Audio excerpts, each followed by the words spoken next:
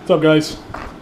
Mr. Stark here, and I want to break down the forward reverse circuit with off delay timers. So the purpose of this circuit obviously is that the motor in forward mode will be tied to an off delay, which will have to, you can't hit reverse until a certain amount of time has passed by. So let's just say 30 seconds, that's what I have in my program. And that gives the motor plenty of time to come to a complete stop before you go into reverse. So this is the motor logic of the circuit. And what's in pink or red is me making notes of how I'm going to label my inputs and my outputs. Now, just like the other labs, I start off with input 0, my forward is input 1, my reverse is input 2, and you'll notice I have input 3 as my overload. I'm going to use a single selector switch to initiate my overload. And when that overload goes off, I've actually got it tied on to its own output, which would give me a red light. See, I got red there for Q0.4 as another output. Starting at the top of my outputs, I have Q0.0 for my forward coil. I have Q0.2 for a green light to go on when it's in forward. I have Q0.1 for my reverse coil, and Q0.3 for my yellow light when it's on in reverse. So you kind of got to think this way, and then how it looks in the program, I'll scroll back up to the top to show you kind of how I broke this down line by line. So you'll notice on this very first rung I have a stop, and once again most PLC programmers like to put the stop on this side of the rung. And I'm only doing this now because you guys are used to this for motor controls, but most people prefer this stop button over here somewhere. With that being said, I built it like a normal stop-start circuit, except you've got input 0 forward, you've got a holding circuit tied into Q0.0, then you've got M1, which is the normally closed time delay number 2, and I've got my overload as a memory bit number 2, and my forward coil. So when I'm in forward, I'll have a path for current flow on this rung giving me my green light. So that will be true. If I scroll down, I duplicated the line because I needed to put my timer in. So this is actually identical to the line above, except now I have a timed off delay relay. I got it set for 30 seconds. And I've got that tied to a memory bit. So what that looks like over here is I duplicated this line, including this, and then I dropped down to pick up the time delay. And that time delay is labeled in as memory bit 0. That's how it appears there. Now we go to the next rung down, the reverse. I've got very similar circuit, except my inputs are different. My holding circuit is obviously tied to a different output. I still have the interlock and the overload, and I have a reverse coil as Q0.1. I'll be energizing a coil on my trainer for that purpose. The next thing is the same thing. When my reverse coil is energized, I then have a path for current flow to my yellow light, letting me know that I am in reverse. I duplicated the line again, the same thing I did with the forward one, except I had to do it to a timer. Again, exactly the same as the forward. I tied this memory bit to memory bit number 1 because memory bit 0 was tied to the forward. Like the other circuit, when I have an overload built into this circuit, very similarly, as you can see, and it's tied into memory bit number 2. So when I actuate my switch, it'll trip on overload.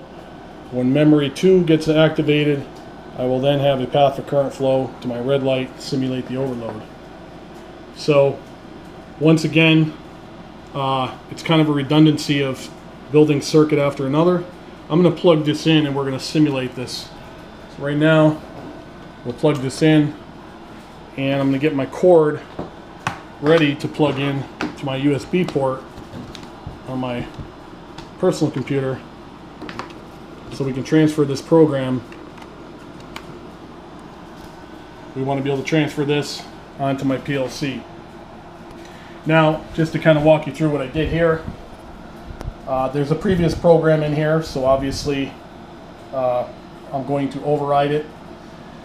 I tied in these indicator lights up here, and you'll see them come on in the sequence that they're supposed to come on. I'm using relay coil for this one for forward, this one for reverse, just so you can see it work.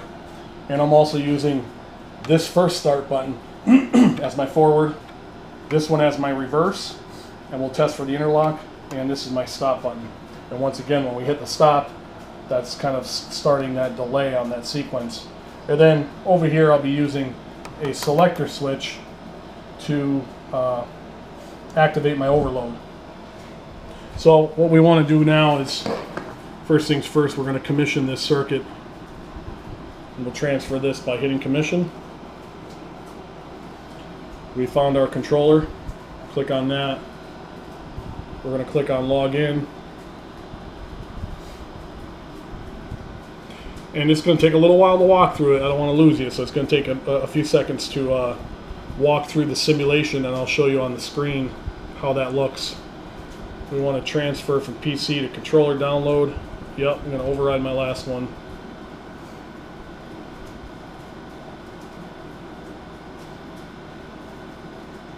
We'll start the controller.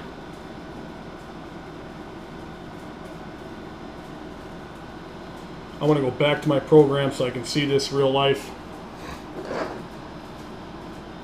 Now, what you'll notice is there's a couple ways we could do this. I chose to do it this way. Obviously, my stop button is on, so I've actually made that a make contact, and I put my cover on, and that's a normally closed device. So right now, it's just waiting for me to hit the forward button. So I have to hit my forward button for me to go into forward. So we're going to do that over here. Here's my forward button that I'm using. You can see that my forward coil is energized and my green light is on, letting me know I'm in forward. Now we're going to test the interlock while it's in place, and you can see if I hit this would be my reverse. It does nothing. It's registering on my PLC, but it won't allow me to do anything because of my interlock. So right now we are in forward. I have to press stop, and as I press stop, now you're seeing the counter. It's going to count to 30 before I can go into reverse.